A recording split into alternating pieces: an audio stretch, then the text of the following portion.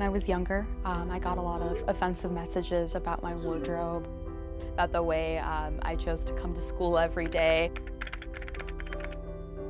And there were times that I came home and I cried and I didn't want to go to school the next day. I have been called alien, beaner, wetback, just for being Mexican and for not being born in the United States.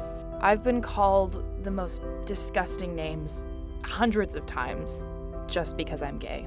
And it's always online. I've never been called something like that in person. Half the time it's like people who you don't even know.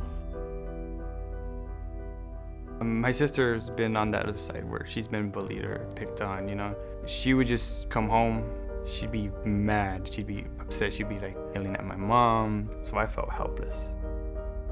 Like, I knew this girl and she created this Twitter account where she'd find out all these girls' secrets and she'd tweet them online. Like, so-and-so lost her virginity to so-and-so and this is what happened after and they're not together anymore. It's devastating to have like all your secrets put out into the universe. That would suck.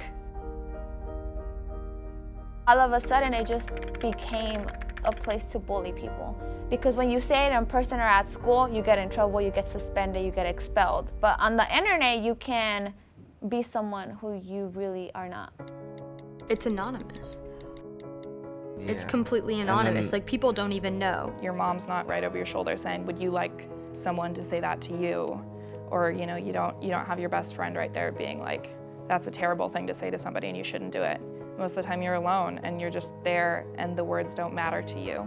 Those people who are commenting must really not have anything better to do. To get cyberbullying kind of kicked off the map, it's going to take a lot of work, it's going to take a lot of people. My passion is to stop cyberbullying on the internet, and that's really where my idea ReThink was born. It's an effective way to stop cyberbullying at the source before the damage is done.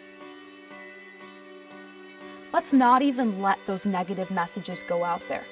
All we're really having them do is really rethink their decision. If one person speaks up and writes something powerful that day, someone else that needs it may see that message, that person shares that message, and it just goes on and on. It always has to start with one person. People feel really like happy whenever someone comments on their posts.